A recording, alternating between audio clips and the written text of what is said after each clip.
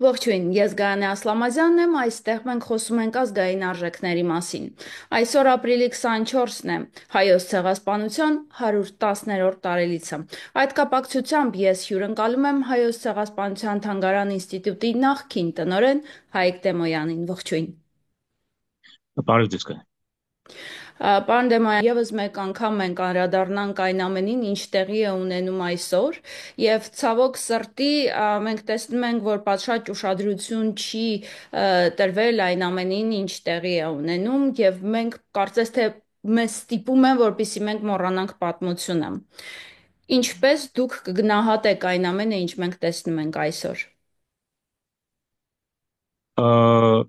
Եք մի քիչ եթե հուզական տանք ձևակերպում, դա նման է մղձավանջի, այսինքն մի սարսափ երազի, որը դեռ չես գիտակցել, որ դա երազ է, որովհետև արթնանալուց հետո ես հասկանում, որ դա երազ է եւ փորձում ես քեզ անհանգստացնել, որ դա ընդամենը մղձավանջ էր։ Այս մղձավանջը մեկ օրվա բան չի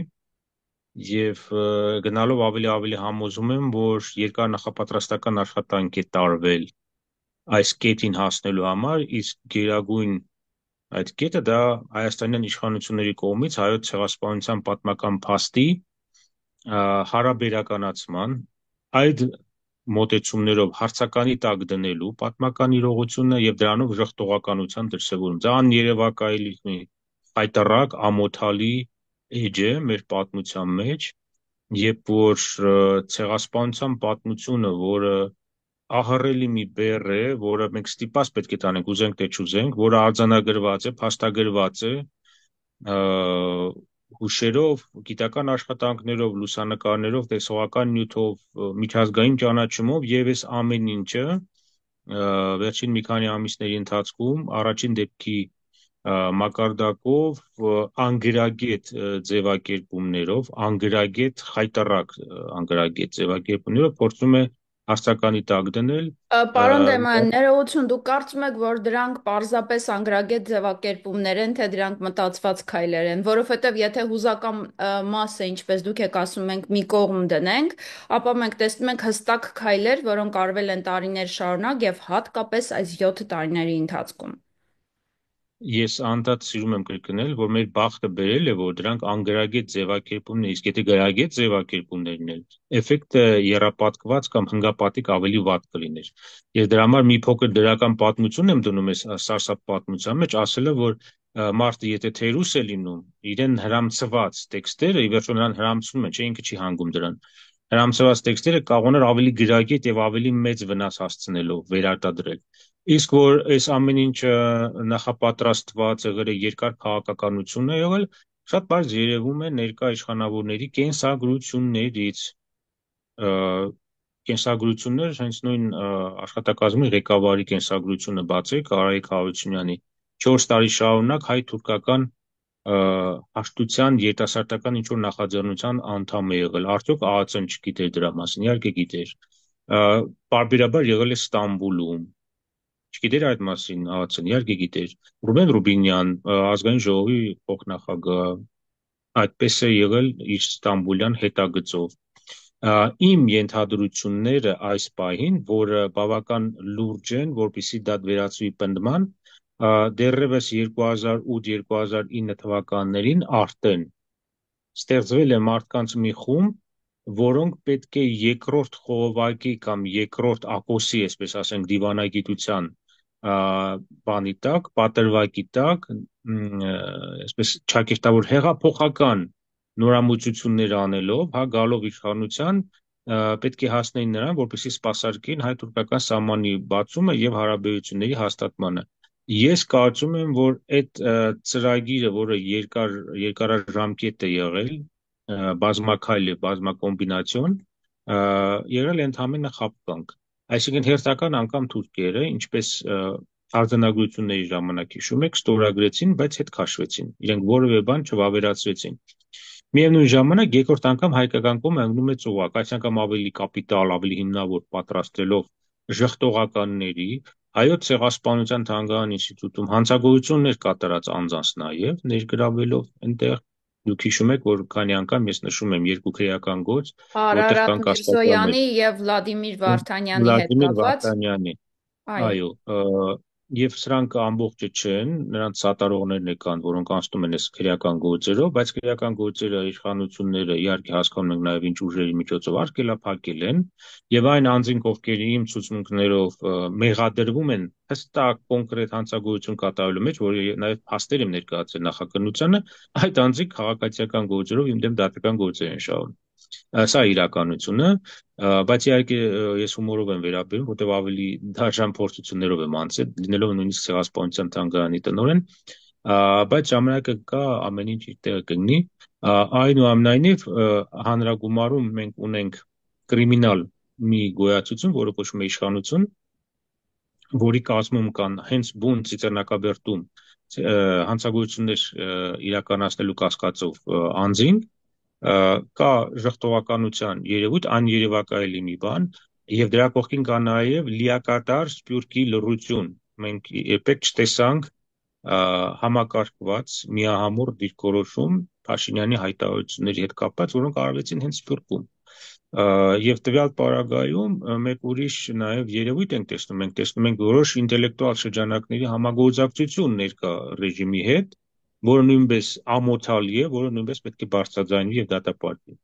Պարոն Դեմոյան, դուք կարծես թե առաջ եք ընկնում իմ հարցերից եւ ես իհարկե ուզում եի անդրադառնալ Սփյուռքին։ Այն ամենը, ինչ տեղի է ունեցել եւ շարունակում է ունենալ մեր երկրում, ուղիղ ազդեցություն է թողնում Սփյուռքի վրա։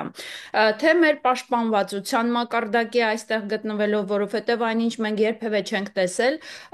այս պարտվողական կապիտուլյացիայից հետո, այդ մտածողությունից եւ ընդհանրապես այս իրավիճակից հետո, օրինակ ադրբեջանցիները եկան եւ վնաս պատճառեցին հայկական դպրոցում, տարածքը աղտոտելով, այնտեղ գրություններ թողնելով, շիրիմները այստեղ գնացին վնասեցին,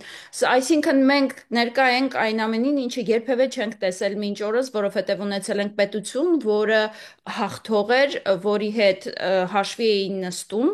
ընդհանրապես աշխարհում եւ մենք պաշտպանված էինք, այսօր մենք չունենք այդ պաշտպանվածությունը եւ հենց առաջին քայլն էր ներկայիս իշխանության, որ նրանք փակեցին Սփյուռքի նախարարությունը եւ հետագայում շատ ու շատ քայլեր արվեցին, որպիսի Սփյուռքը հերու պահեն Հայաստանի ներկայիս իրավիճակից եւ շատ հաճախ անգամ ինձ օրինակ շատ հնչում են նման արտահայտություններ, որ հերու եք գտնվում, ընդհանրապես մոռացեք հայրենիքը, հայրենիքը ձերը չէ, եթե դուք հայրենիքում չեք գտնվում։ Եվ այս թեզերը կարծես թե ստիպում են, որպիսի մարդիկ մի փոքրինչ քաշվեն հետ։ Կա նման բան, թե դա թվացial է, քանի որ ես դրսում եմ գտնվում, ես այդպես եմ ընկալում։ Գիտեք, դա հին չարչկված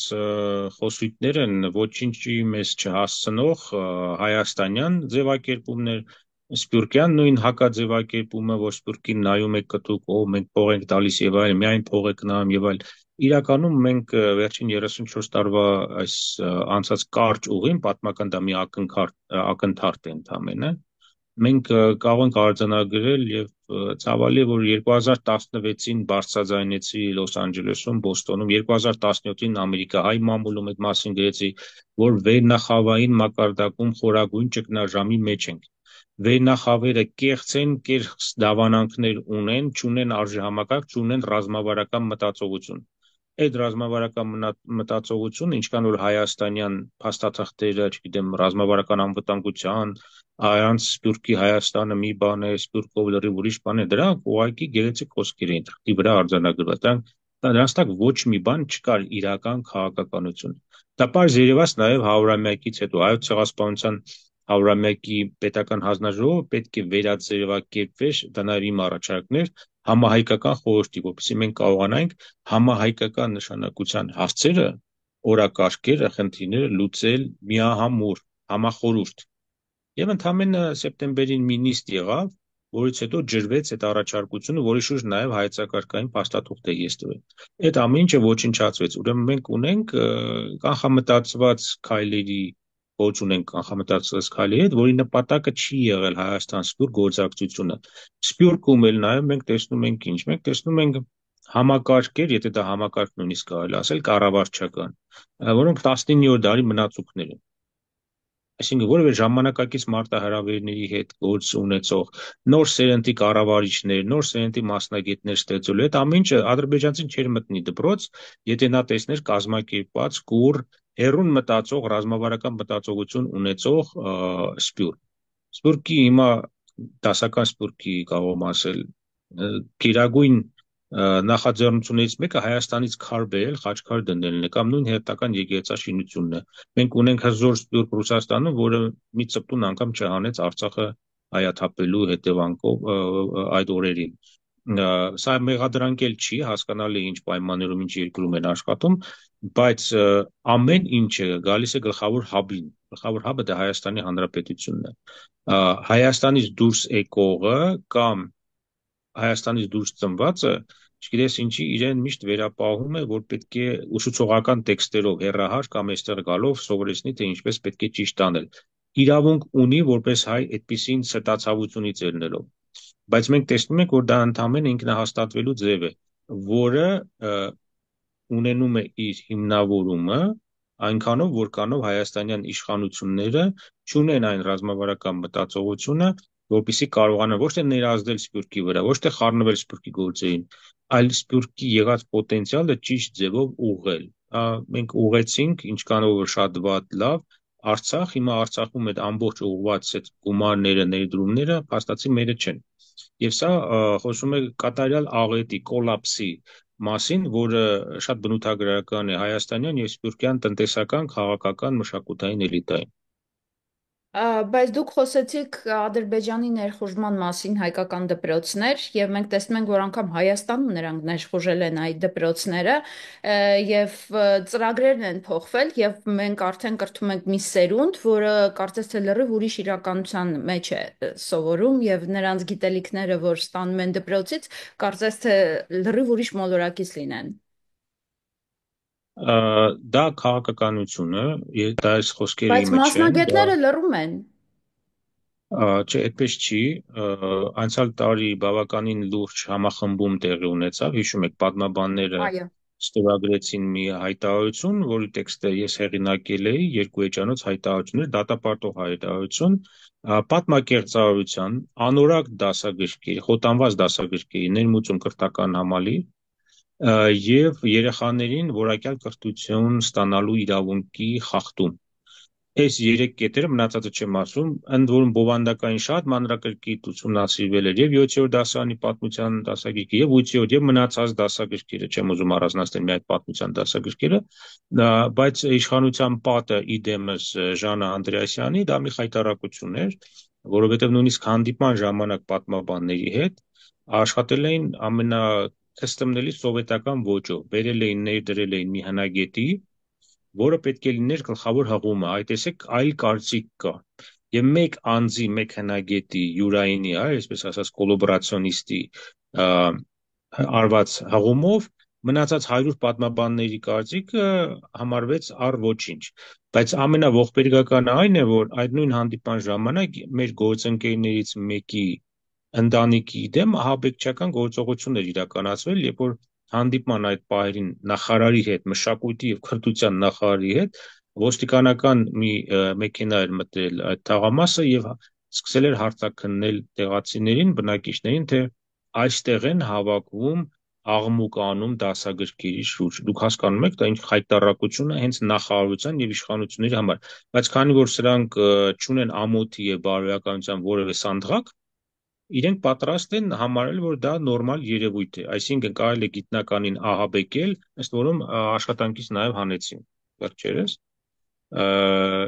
Ինչ մնում է մոտեցումներին, ապա դա շատ վախեցրել էր իրենց նման համախմբումը, որովհետև պատմաբաններ, որոնք նույնիսկ ներքին խնդիրներ ունեին, մի կողմ դրեցին այդ ներքին խնդիրները, ստորագրեցին այդ հայտարարության տակ, բայց իշխանությունները տվեցին իրենց հերթապահ եւ միակ ձևակերպումը քաղաքականություն կա, որը մենք իրագործում ենք։ Իհարկե մենք փորձեցինք մոբիլիզացնել ուսուցիչներին, փորձեցինք մոբիլիզացնել ծնողներին, խնդիրը կա, խնդիրը օրակարգից չի հանված, կան նաեւ դատական գործեր։ Մեր հաջորդ խնդիրը պետք է լինի պայքարը այլ եղանակով, ոչ թե ուղղահայաց եւ հանդիպակաց գործողություններ, այլ շրջանցող։ Այն է այլընտրանքային դասագրքի ստեղծում։ Պարոն Դեմոյան, եթե մենք տեղափոխվենք ազգային գիտությունների ակադեմիա, ապա այնտեղ ինչ է տեղի ունենում։ Այնտեղ նույն խայտառակությունը կա, հակագիտականություն, ստորաքարշություն, հարմարվողականություն, ինչ է գիտությունների ակադեմիան ներկա պայն։ Ես որևէ մեկին անհատապես չեմ ուզում վիրավորած լինել, որևէ գիտաշխատող։ Ես հասկանում եմ շատերը ունեն սոցիալական խնդիրներ, շատերը ունեն անձնական մոտեցում, որը հարգելի է,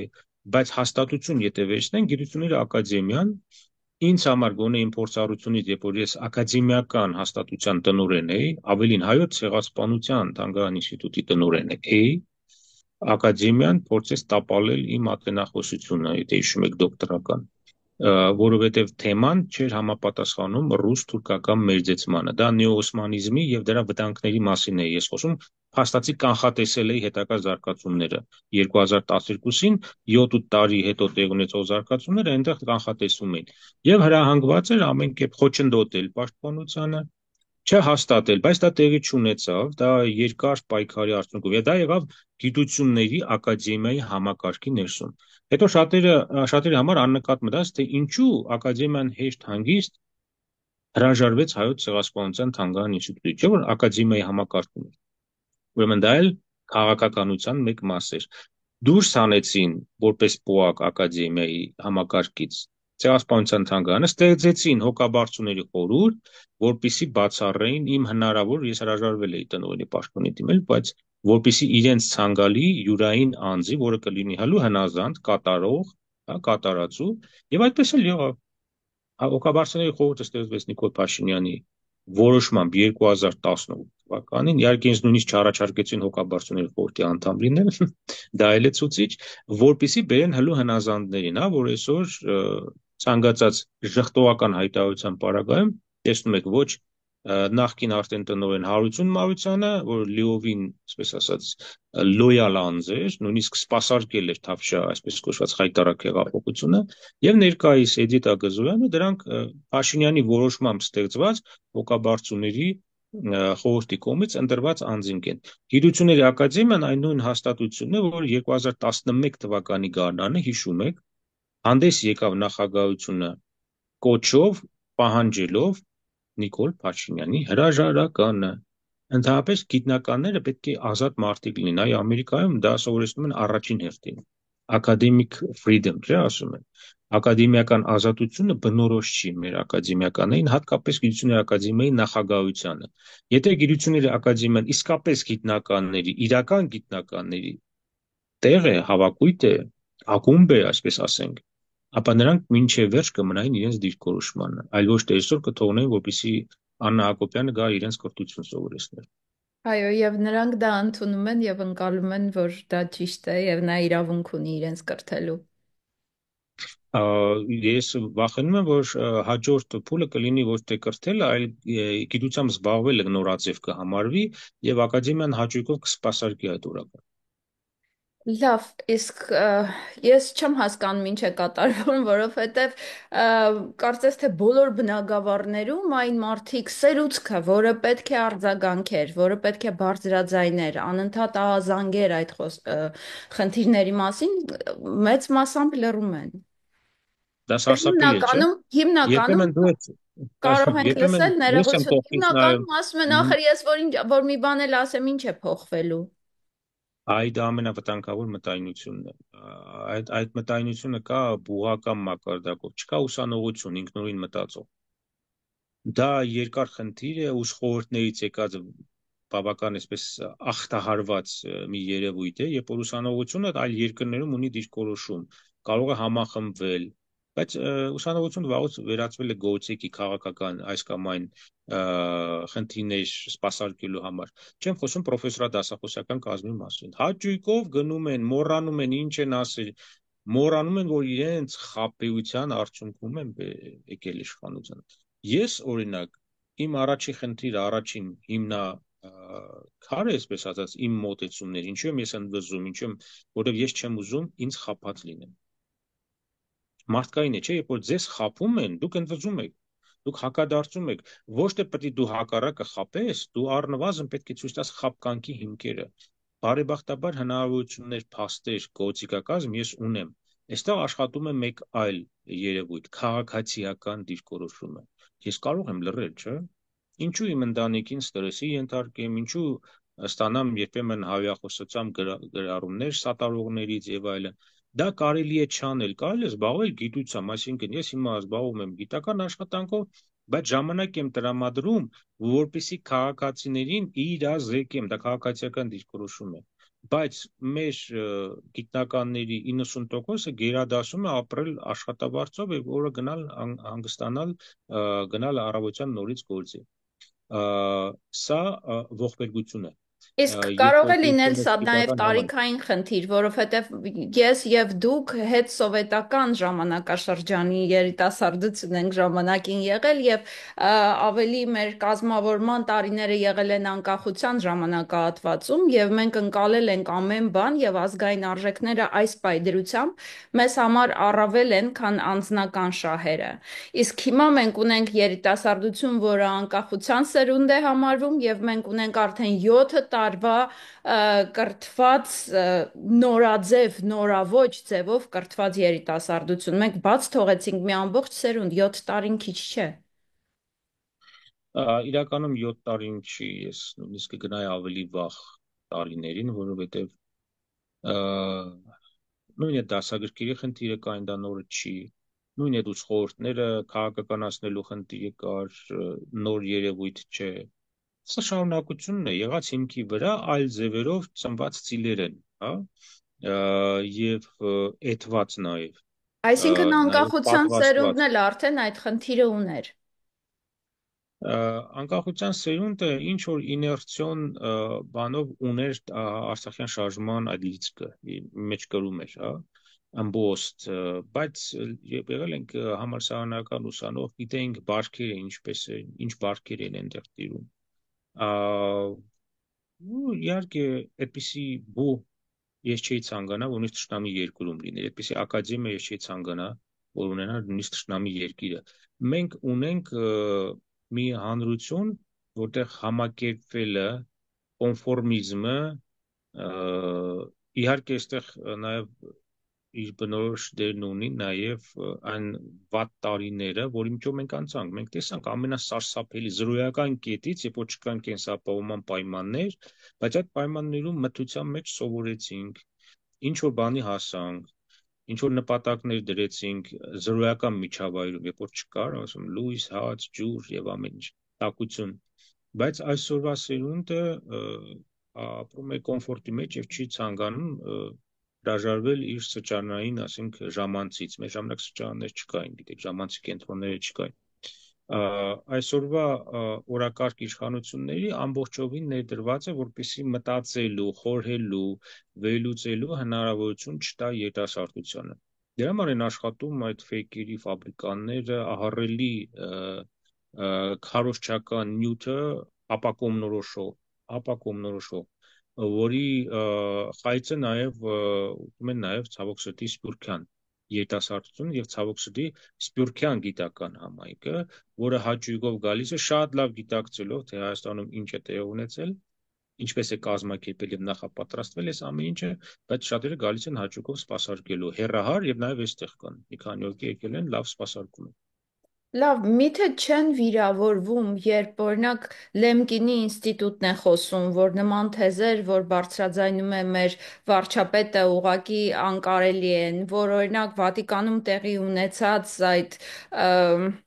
հավաքից հետո իհարկե խոսում է Կարլո Կոպոլան, որ նման բաներ չի կարելի անել։ Ինչու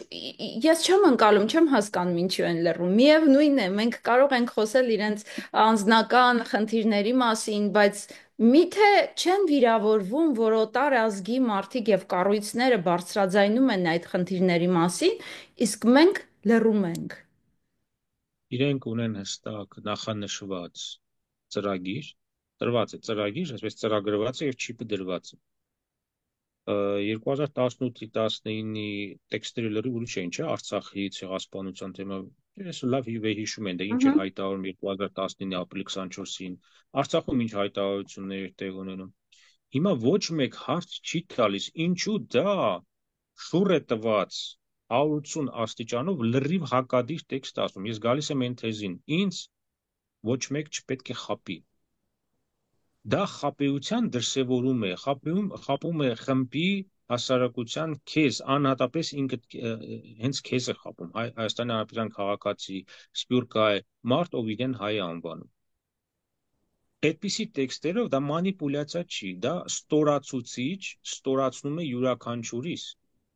Դա այն օրակարգն է, որով իրագործում են փուլ առ փուլ, փուլ առ փուլ։ Եվ դժվար չէր կանխատեսել 3 տարի առաջ հնչեցնում է, որ վերջնափուլում ինչ պետք է լինի։ Արցախի պարագայում, պետականության հարաբերականացման պարագայում հենց այնպես չի հայտարարել, չէ՞ որ կադաստրի վկայական չկա։ Սահմանադրություն հիմա կփոխեն, սահմանադրություն փոխելը իրականում շատերը տեսնում են Ադրբեջանի նախապայման։ Սահմանադրություն փոխելը դա պետականության հիմքերի խարխլում է, որովհետև սահմանադրությունը որպես գլխավոր օրենք, երբ որ դու դրա հետ սկսում ես անընդհատ վերածել մածուցիկ ինչ-որ մի բանի, ցանկացած պահի փոփոխելով,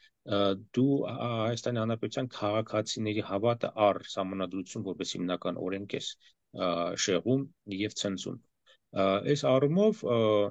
մենք գործ ունենք, վերջերս տվեցի այդ ձևակերպումը, պատրաստած մի խմբի հետ, որի հիմնական գործառույթը վերջնահարցունքում լինելու է պետականության լուծարումը։ Օրինակ Արթուր Հովհաննիսյանը վերջերս հորդորում էր թե անդիմադիրներին, թե նրանցից սնվող լրատվամիջոցներին հեռու մնալ ցեղասպանության թեմայից։ Ըստ ձեզ ինչու։ Ինչ է Ես դա լավ նշանակում։ հարց Ինչու եք։ մենք պետք է հեռու մնանք այդ թեմայից։ Դուք նկատի ունեք քարտուղարին Այո, ԿՊԱ-կան ֆրակցիայի։ այո։ Գիտեք, ես հակառակը կասեի, իրենց ավելի մոտ լինելը ցեղասպանության թեմային շատ մեղմ ասած տհաճ բացահայտումների առիթ կարող է տալ։ Օրինակ կարող է հանկարծ բացահայտվի, որ արտգործնախարարը իսկապես գողություն է կատարել 2004 թվականին։ Ներկայիս սահմանադրությունը շարադրող Վլադիմիր Վարդանյանը շատ հնարավոր է, որ եթե քրեական գործը եւ տված ցուցմունքները հրապայնարացվեն, այդ նույն ԿՊ-ի համար կարող է գեղեցիկ ճակերտավոր բացահայտում լինի, որ նույն այդ սահմանադրություն գրող անձը նույնպես մասնակցել է, չէ՞ որ խավոր սանիկ են երկուսը իրար հետ։ Հետո կարող է բացահայտվի, որ Նիկոլ Փաշինյանի որոշմամբ ստեղծված հոգաբարձուների խորհրդի նախագահը Ֆրանսիա-հայ պատմաբան Ռայմոն Գևորգյանը իսկապես գողություն է կատարել թանգարանի իրերից մեկը Փարիզից չվերադարձրեց, որին ես ցուցմունք եմ տվել նախագահական մարմիններին։ Գնացի հաղորդում եմ տվել, ծանուցագիր է եկի, գնացի ասել եմ, այս մարդը սրա մեջ է կասկածում, տեսեք, սա հանցագործություն, սա տեսանյութն է, որով ենթադրություններով չլինի։ Եվ այսպես շղթան կարելի է շարունակել։ Հետո կարող է պարզվի, որ այդ իրենց ընտրված տնօրենը շատ լուրջ ֆինանսական փաստաթղթեր է ոչնչացրել իմ ստորագրությամբ եւ այդ փաստաթղթերի եւ գումարների կանխիկացումը կապված է շատ խոշոր օղերի լվացման օպերացիայի հետ, որը ես բռնեցի 2016 թվականին գրագրության միջոցով եւ ինչպիսի սարսափելի բան ԿՊԱ-ականներին 2016-ին այդ մասին ահազանգել եմ Միացյալ Նահանգների դեսպանությանը։ Ուղղակի ցույց եմ տվել նամակագրություն, որտեղ խոսում էր ինձ գումարներ տալու մասին։ Իրականում այդպիսի գումարներ ոչ թանգարանը, ոչ ես չէինք ստացել։ Եվ այդ գումարները իբր տրվել էր հայոց ցեղասպանության թանգարանի նոր ցուցադրության համար։ Հետո կպարզվի սխեման, որ եղել է խոշոր ֆինանսական այլանդակ մի գործակ թանգարանի անվան տակ, որը եւ այսօր սպասարկում է քաղաքացիական պայմանագիր կուսակցություն։ Վերջին ժամանակահատվածում Միացյալ Նահանգներում ևս ահազանգեցին, որ գրադարաններից կորում են Հայաստանի վերաբերյալ կարևորագույն պատմական գրքեր և ձեռագիրը կարծես թե նույնն է։ Ըստ ձեզ դա պատվեր էր, և եթե այո, որտեղից։ Ես տեղյակ չեմ, բայց գիտեմ, որ թուրքական կողմից ձեռագիրն է, գումարները են տալիս ուսանողներին, թուրք, որպեսզի տարբեր համալսարաններից ոչնչացնեն Հայաստանի պատմությանը վերաբերող գրքեր։ Եվ եթե գանք հայաստանյան իրականություն, եթե նման արդեն դրսևորում ենք, տեսնենք, որ հայոց ցեղասպանության թեման է հարաբերականացվում եւ կասկածի տակ դրվում, ժխտողականության տարբեր դրսևորումներով, ապա տեսեք նոր տնօրեն Հայոց ցեղասպանության թանգարանի ինստիտուտի կրկին նորից ասում եմ անօրինական ընտրված, որտեղ չկա այնտեղ օրենքը հարգելով գործողություն, հայտարարեց, որ նա չի կարող ասել, թե շինարարը երբ կվերջացնի աշխատանքը, որպեսզի հիմա այսօր բաց է, բայց հաջորդաբար փակելու են շինարարական աշխատանք անելու համար։ Եվ չփարատեց մեր այն կասկածները, որ իսկապես հնարավոր է շինարարության անվան տակ պատրվակով երկարաժամկետ թանգարանը փակ լինի, իսկ պետական ավավակարգային այցերը Ծիծեռնակաբերդի հուշահամալիր տեղափոխվեն այլտեղ։ Իսկ հնարավորություն կլինի հետագայում ստուգել եւ տեսնել ամբողջական է գրադարանը այնտեղ եւ փաստաթղթերը բոլորն են այնտեղ տեղում, թե կրկին կան ինչ-որ փոփոխություններ թվաքանակի մեջ։ Տեսեք ինչ է կատարվում, հարցը շատ կարևոր հարց է, բայց այս պահին թանգարանի ներսից, այսպես ասած, չեկիստական բեքգրաունդ ունեցող անձինք, ովքեր այնտեղ նստած են, փորձում են վերահսկել նյութերի տրամադրումը։ Վերջերս մի խայտառակ դրսևորման առնչվեցի, իմ կողմից Միացյալ Նահանգներից մեծ դժվարությամբ բերված նյութերը, որոնք բերել էի թանգարան, գրանցված էր այնտեղ, փորձել էին հաշիվ պարզել մարդկանց հետ, թե ինչպես է այդ նկարը հայտնվել մեկ այլ հետազոտողի մոտ։ Այլանդակություն, ուղղակի այլանդակություն։ Ինձ տեղյակ պահեցին դրա մասին։ Ժամանակին մենք նյութերը տալիս էինք անվճար, ցանկացած գիտաշխատող, հայ, թուրք, օտարերկրացի, ով լիներ, եթե նրանց պետք է լուսանկար կամ ինչ-որ նյութ, կատարում էր անվճար։ Հիմա Հարություն Մարությանի թեթև ձեռքով այդ ամեն ինչը վերածել է բիզնեսի։ Այսինքն փող ես տալիս, կամ մենք պետք է վերահսկենք, թե ինչի համար ես դա օգտագործում։ Ուրեմն վերահսկման մեխանիզմ է մտցվել թանգարանը, որպեսզի շատ նյութեր շատ չտարածվեն։ Պարզ ասում եմ։ Նյութերի մեծ մասը, ահռելի մեծ մասը, քանի որ ես եմ ձեռք բերել կամ հավաքչական աշխատանքի արդյունքում կամ տարբեր հաջորդներից, ես շատ լավ գիտեմ այնտեղ ինչ կա։ Եվ ի ողբերգություն Հարություն Մարությանի, ասեմ, որ իր նախաձեռնությամբ 2021 թվականին հարուցված քրեական գործը իբր թանգարանում հափշտակումներ են եղել։ Ցանկ էր ներկայացրել, իբր թանգարանից պակասում է 300 ֆոնդային միավոր։ Նպատակը մեկն էր՝ ահաբեկել, վախեցնել ինձ, որպեսզի ես չբարձրաձայնեմ այլ հանցագործությունների մասին։ Իհարկե, եթե ասում են յուրացումներ, հափշտակում, ուզենք թե չուզենք, ինչ որ ձևով իմ անունը պետք է, չէ, ասոցացվի թանգարանի։ Ես ստացա ծանոթագիր, գնացի քննիչի մոտ։ Առաջին իսկ ծանոթացումից հետո այդ ձեր հարցին է վերաբերում։ Հասկացա, որ այստեղ գործ ունեն կեղծարարության հետ։ Այլ կերպ ասած, քրեորեն պատժելի իրավապահ մարմիններին կեղծ տեղեկություն տալու հետ։ Հետագայում կպարզվի, որ մեկ նիշի տարբերությամբ սխալ ցանկ էր ներկայացվել եւ սխալ կեղծ ցանկի հիման վրա Հարություն Մարությանը հայտարարությամբ իր հարուցվել էր քրեական գործ։ Այդ մասին ասեցի, նշեցի քննիչին, տվեցի գրավոր ցուցմունք, որ սա քրեորեն պատժելի արարք է, եւ ինչ տեղի ունեցավ, քննիչը աղջիկ քննիչ էր, հաջորդ իմ հաղորդմանը ես անձամբ իմ նախաձեռնությամբ գնացի հաղորդում տալու, ասեց, որ իմ ցուցմունքը չի գտնում։ Հասկացաք, չէ, որ արդեն հաջորդ փուլով, հա, պետք է Հարություն Մարությանին ենթարկել քրեական պատասխանատվության, որտեղ կեղծ ցանկ է տվել, այդ կեղծ ցանկի հիման վրա հարուցվել է քրեական գործ։ Հիմա այդ քրեական գործը, հարգելի սփյուռքահայ հայրենակիցներ, արգելափակվել է իշխանությունների կողմից, որովհետև բազմաթիվ պաշտոնյաների անուններ կան, որտեղ ես մեղադրում եմ կոնկրետ փաստի վրա, դա Ծիծեռնակաբերդի օրինակով միայն։ Հետևից հետևություններ արեք, ովքեր են հայաստանյան իշխանությունը եւ ինչ օրակարգով են եկել իշխանության, խաբեության արդյունքում։ Իսկ դուք հրապարակել եք այդ փաստերը։ Ես վերջերս հրապարակեցի իմ տեղակալի կողմից քրեորեն պատժելի գործողություններ կատարելու տեսանյութերը, խոսքը Սուրեն Մանուկյանի մասին է, երբ որ ես եկա Հարվարդի համալսարան, այն ժամանակ ես պաշտոնապես արձակուրդի մեջ էի եւ գործողման էի մեկնել ըստ ակադեմիայի նախագահի հրամանի։ Վերջինս ուներ ինչ-որ հաշիվներ կամ իրեն, չգիտեմ, հուշել էին, որ պետք է հակագործողություններ կատարել, ներխուժել էր իմ սենյակ, փոխել էր փականը, բանալին տվել էր թանգարանի հետ կապ չունեցող անձանց, վերադառնալուց հետո դա ավազակային ներխուժում է կոչվում քրեական օրենսգիր։ Վերադառնալուց հետո արձանագրել եմ կորուստ եւ թանգարանի գույքի որոշ գրքեր չկան եւ իմ անձնական գույքի։ Սուրեն Մանուկյանի սխրանքը կկրկնի ԿԳՄՍ նախկին նախարար եւ Նիկոլ Փաշինյանի աշխատակազմի ղեկավար Արայիկ Հարությունյանը եւ ԵՊՀ ռեկտոր Հովանես Հովանեսյանը, հիշում եք, չէ՞, սկանդալը, որ սարքեցին 2011 Այո, թվականին, ներխուժեցին թանգարան տնօրենի սենյակ, չասեմ իմ սենյակ, այդ պահին պաշտոնապես ազատված չէի, ոչ մի օրենքով, ոչ մի փաստաթղթով, ժամանակավոր պաշտոնակատարի զբաղեցած պաշտոնից։ Թանգարաններում ընդհանրապես կա մի չգրված օրենք, ով էլ որ լինի տնօրեն,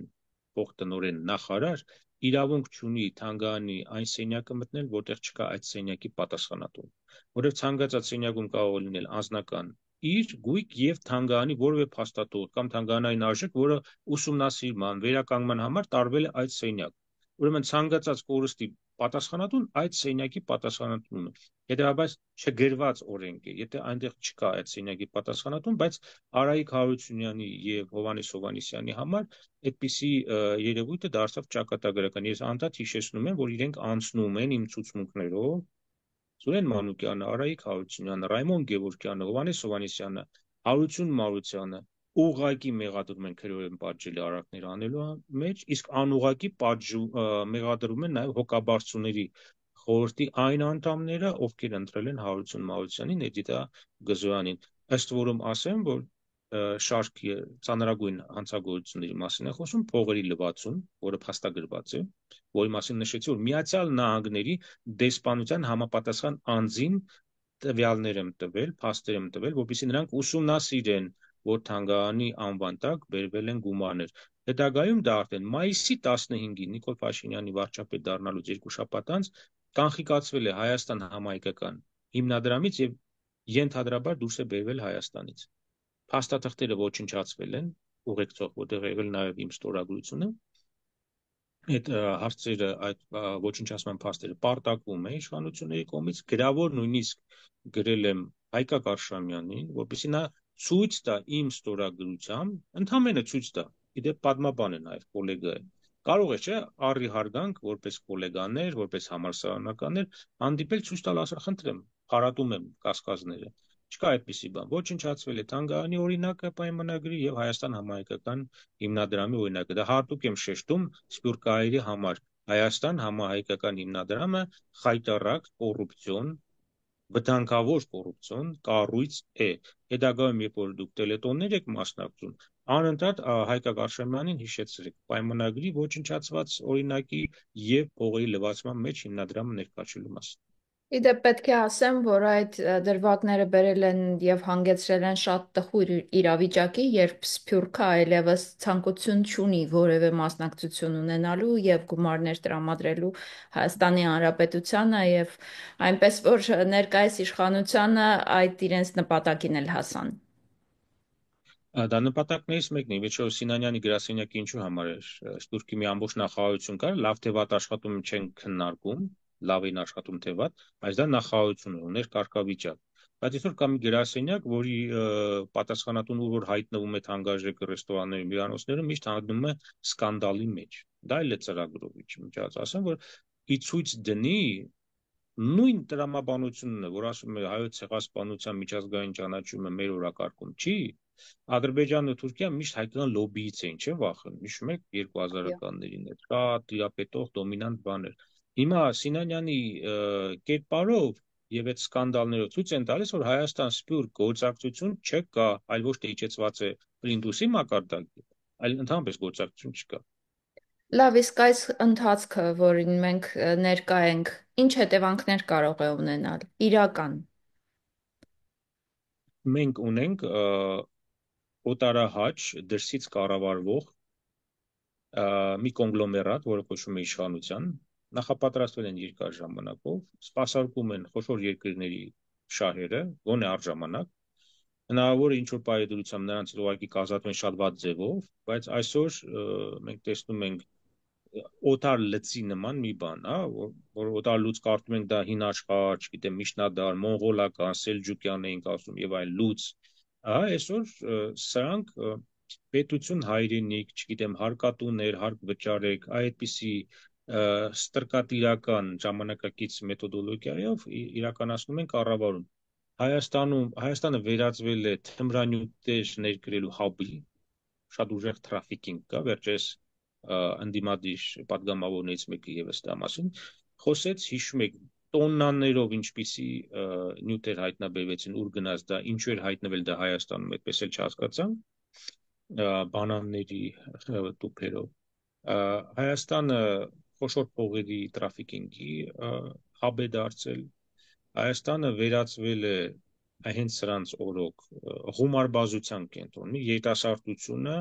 զբաղված է խաղադրույքերով, տարբեր կազմակերպությունների ժամանցը անցկացնելով։ Նույնիսկ ընտրակաշառքներն են վերածվել խաղադրույքների, կաշառք են տալիս ոչ թե գումարով, այլ խաղադրույքին գումար տալով։ Եվ սա սերնդի համար աղետալի հետևանք է ունենալու մոտակա շատ կարճ տարիների ընթացքում, որովհետև որ ասում են կրթությունը նորաձև է, այդ նորաձև կրթության տակ իրականացվում է Հայաստանի վերածելը թմրանյութի, խաբի, տարատեսակ տրաֆիկինգի, մենք չգիտենք այս միգրանտների, որ ասում են պետք է պարտադիր գան եւ այլն, մարդկանց տրաֆիկինգ կա թե չկա, ոչ մի հետազոտություն չկա։ Եվ իհարկե ամենասարսափելի հետևանքը դա երիտասարդությանը խումարբազության վրա սովորեցնելն։ Իսկ ցեղասպանության նախօրեին ազգային ժողովում տեղի ունեցավ ծեծկռտուք։ Ինչ գնահատական կտաք դուք այդ իրադարձությանը, ոչ թե հենց ծեծկռտուքին, այլ օրենքը, որը նրանք փորձում էին այնտեղ անցկացնել եւ հետևանքները։ Ես այստեղ հանգիստ կթողնեմ ԿՊ-ին, թող մի քիչ շնչեն, ես խնդիր ունեմ ընդդիմության հետ։ Լավ, դուք կարող եք նախաձեռնություն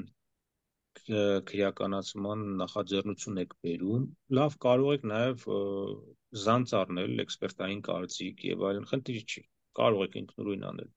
Լավ կարող եք մոռանալ, որ Հայաստանի Հանրապետության քրեական օրենսգրքում կա ինչ-որ մի բան։ Երբ որ ես ընդդիմությանը բազմաթիվ անգամ ահազանգում եմ, հիշեցնում եմ, որ ամենակարճ ճանապարհը քաղաքական հաշվեհարդարի, այսպես ասեմ, ԿՊԱ-ականների նկատմամբ, դա հնարավորություն ընձեռել է, որ ես կամ ազգային ժողով, կամ ինձ հրավիրեն ազգային ժողով, որևէ նիստի ժամանակ եւ ես զեկույց ներկայացնեմ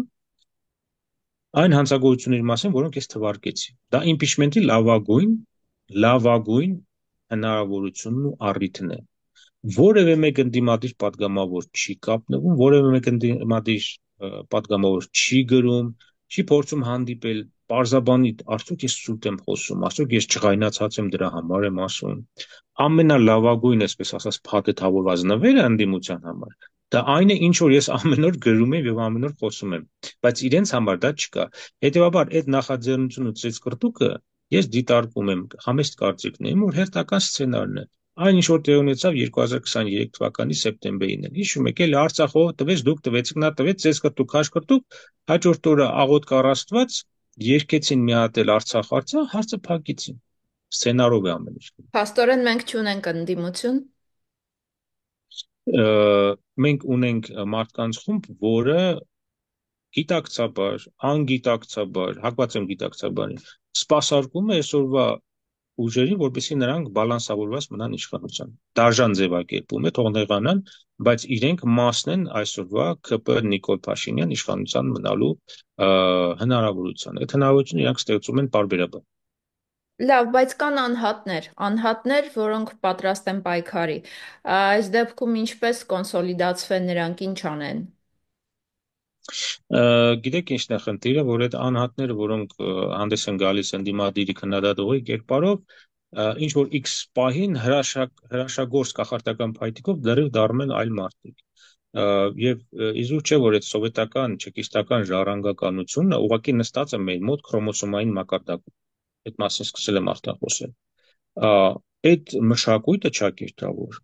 չգիտեմ, քանի սերունդ պետք է անցնի, որ մաքրվի, եթե դա կարող ենք մաքրել, որովհետև դա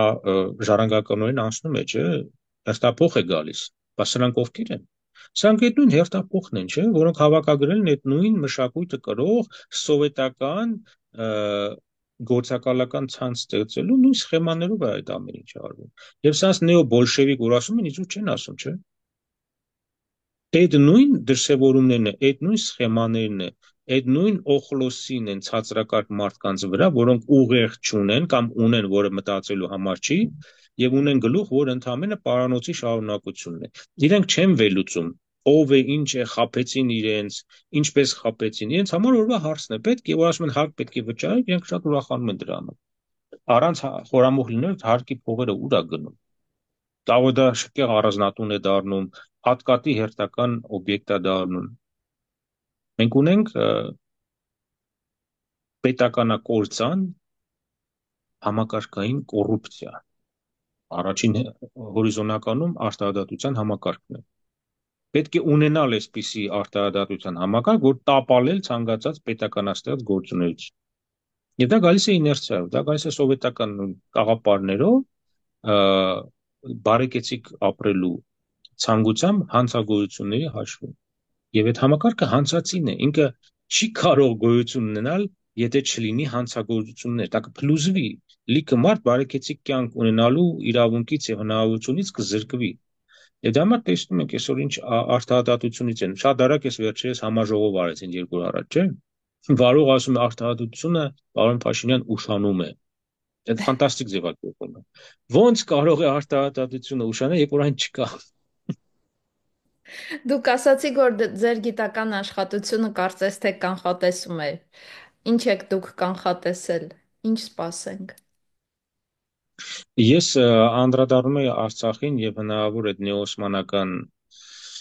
քաղաքականությանը, բայց այնտեղ ավելի սարսափելի զարգացում տեղի ունեցավ, դա Ռուսաստան-Թուրքիա մերձեցումն էր եւ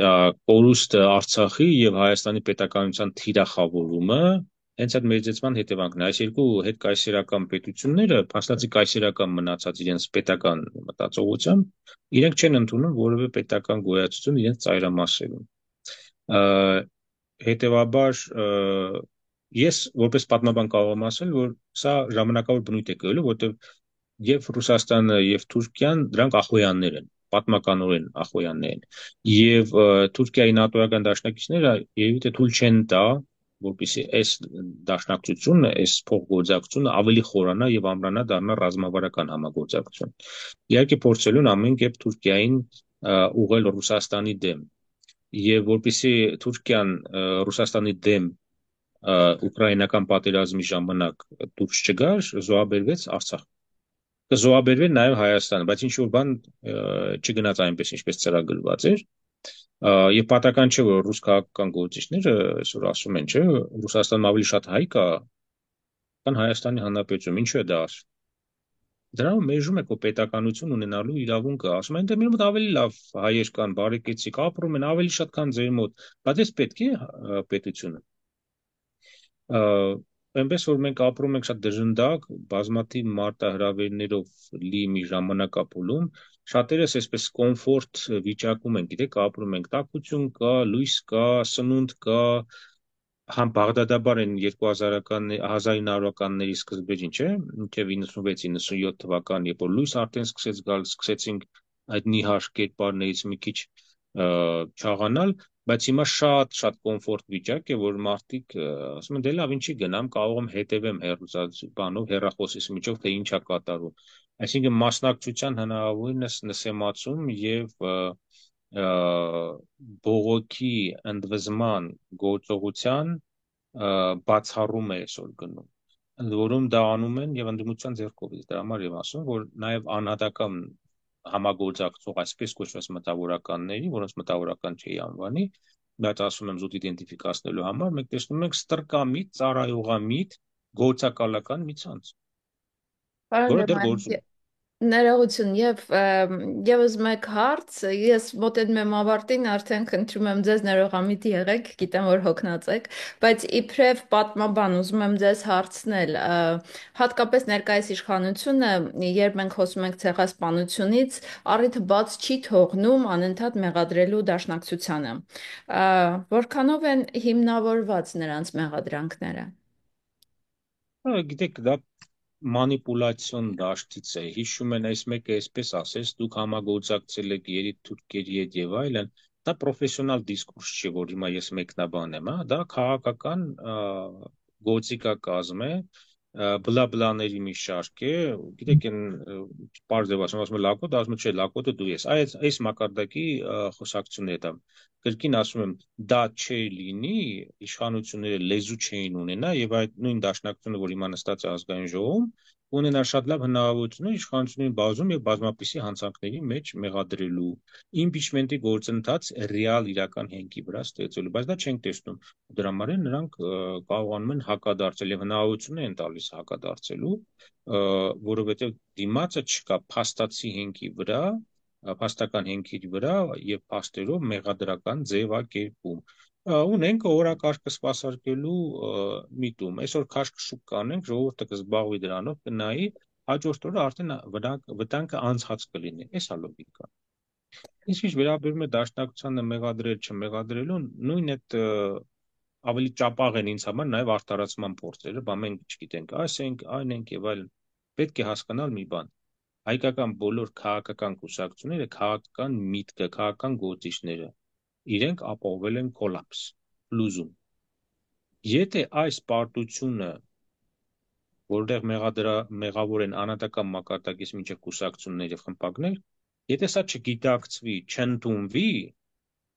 մենք ավելի դժնդակ իրավիճակում ենք հայտնվել։ Ընդունումը պետք է լինի բացառելը սեփական մասնակցություն, գոնե առժամանակ։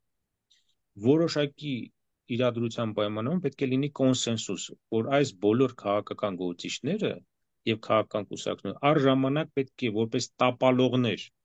պետականության եւ համահայկական նախաձեռնությունների տապալողներ առժամանակ հետ քաշվեն որևէ ակտիվություն չդրսևորեն։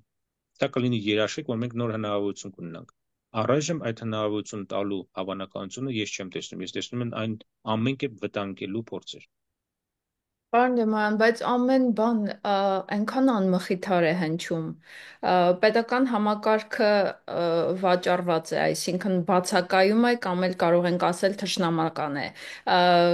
Գիտության ոլորտը ընդհանրապես լռում է։ Հասարակական գործիչները կարծես թե կրկին միացել են ներկայիս իշխանությանը։ Սովորական մարդիկ չգիտեն թե ինչ անեն։ Հայրենասեր սովորական հայերը կարճ չունի թե որտեղ են հայրենիքում են թե հայրենիքից հեռու մոլորած նայում են, թե ինչպես է իրենց ձեռքից գնում իրենց երկիրը, պետականությունը, ինչպես է ջնջվում պատմությունը եւ ինչպես են իրենց անգամ արգելում խոսել ցեղասպանությունից։ Լավ, ինչ անենք։ Առաջինը չվհատվել, երկրորդը չհուսահատվել, թևաթափ չլինել, զբաղվել այն գործով, ինչ որ դու զբաղվում ես, բայց երբեք թույլ չտալ, որ քեզ խաբեն։ Ամենակարևոր հարցը, որ պետք է տալ գիտնականը, ոչ գիտնականը, սովորական անձը, կինը, տղամարդը, երիտասարդը, տարիքավորը, թույլ չտայեք, թույլ մի տվեք, որպեսզի ձեզ խաբեն։ Եվ խաբեն կարող են որոշ ժամանակով Լինկոլնյան հայտնի խոսքը կա, չէ՞։ Ինչ որ մի ժամանակ կարող են ձեզ խաբել, բայց ընդմիշտ մի թույլ տվեք, որ դուք խաբված ապրեք ձեր երկրային կյանք։ Շնորհակալություն, պարոն Դեմոյան։ Խնդրեմ։